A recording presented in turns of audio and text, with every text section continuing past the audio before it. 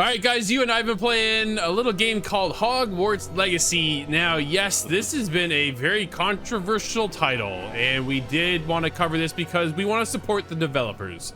That's why we're here. A lot of teams have been working very hard at this game, putting blood, sweat, tears, and time away from their family. So we want to give them the due respect here and cover this game and kind of give our first impressions because we've only received this game only a few days ago.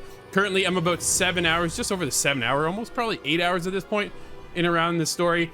And this is just the beginning, but I am absolutely hooked. Guys, I'm enthralled. Like, there's so much just to unpack. We were talking even before this and just building up. Where are you at this? And where are you? And where are you? It's funny how the discussion went, I went this way, you went this way, and then I went that way. And I was just like, man, we are all so different where we're at right now with this game. And this is kind of why we're doing this, right? We're doing this at this particular time because we want to be out in the discussion right now, talking about our impressions of Hogwarts. Personally, I'm in love. This is, if you're a Harry Potter fan, yo, Avalanche has put in the time, the effort, and paid tribute to that franchise that you're gonna pick up on all those small little details. All these little magical moments are actually just littered throughout the entire thing. All right, I don't want to keep going. Cory, I'm gonna pass it to you, buddy.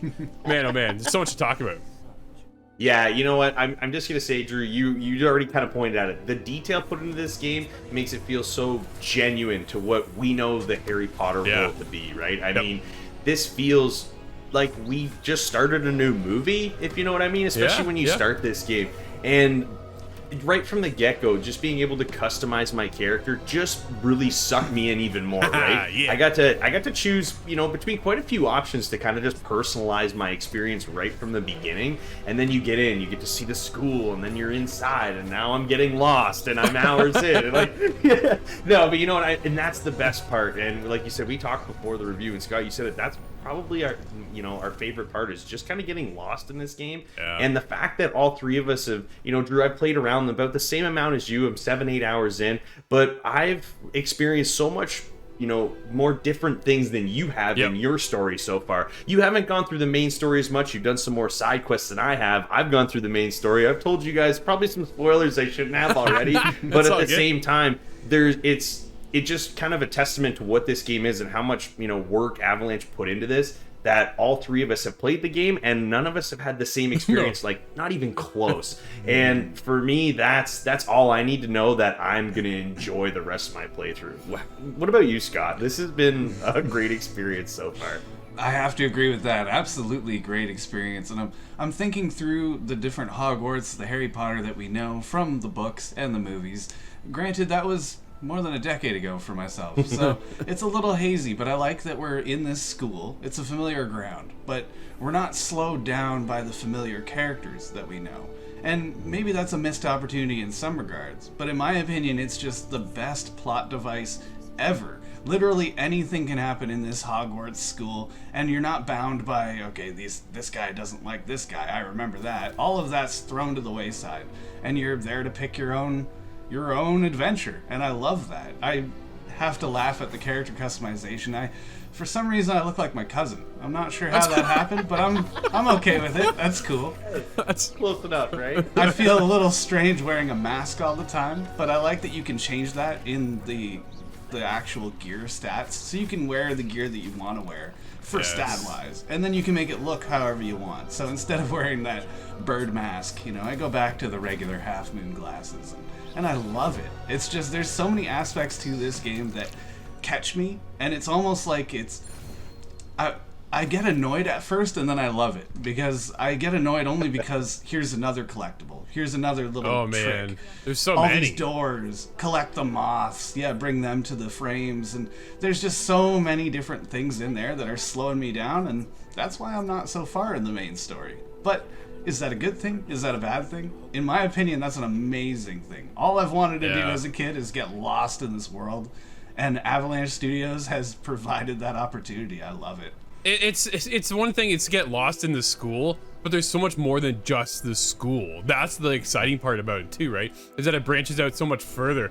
I am now past the school, off in this whole other direction. I was telling you guys, I ran into this little goblin and he's lost his art collection. So I'm like, yo, I got you covered. And I set out and I like fought off this outpost kind of situation. I'm like, this was a blast. And you guys are like, I didn't even know that isn't a thing kind of thing, right? Yeah. And then they have dungeons. And then what I found within the school is that you go up to other rooms that you didn't even know existed. And then you're going down below to other realms.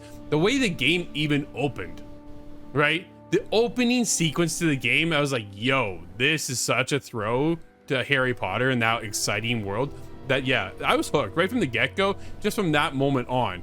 And I'm playing as my own character. I love the fact that they didn't go with, here's movie 1, here's movie 2. This is their interpretation, right? Everything happens before the events of Harry Potter. I think that was the smartest move Avalanche could have ever made. Yeah, I'm gonna quickly touch on the mechanics, Drew, because you were talking about, you know, heading in that outpost, clearing it out. Yeah. Well, combat's a huge part in this game, and they do a good job at kind of introducing to you in a tutorial-like fashion early on with kind of the battling, dueling that you get to do kind of unsanctioned in the school. Yeah. But at the same time, I wasn't sure how this mechanic was going to play out when they first kind of showed it in the teasers leading up to this, but all I know is that it looked really cool. The magic looked awesome, but now that I've actually got my hands on it, there's a level of detail they've put into how intuitive this is, because we learn a lot of spells, and I've learned a ton already, and I know I've got a bunch to go, and they've just laid it out in a manner where I can quickly choose whatever spell I want, and whether I'm in combat or not, and I have the ability to kind of customize my little spell wheels so I understand, you know, how quickly and how good I can get at this combat, because it was a little difficult. It's not easy. Some of the bosses I've run into have been very difficult. Definitely tried a couple of times, but you know what I mean? And the challenge is there, and I really like that, but it's not, you know, unattainable. I can see myself, you know, maybe I got to play a little bit more. Maybe I got to do this side quest, and I can come back and get this done now. So I love that aspect, and they've just kind of done a really good job at kind of combining all those things into one, and now I know what it's all about, and I love it. Dude, I love these classes too, because they all intermingle, right? So herbology, you need to take herbology so you can learn the materials you need to gather, so that when you go into potions, you got to use those to craft your potions. So it's so cool how it's all intermingled and kind of twisted all into one. And then from there, you've told me a couple other things that we'll touch on at another video, another part of the show at some point, where all that even goes up to another level, right? Everything just keeps kind of escalating as we go along.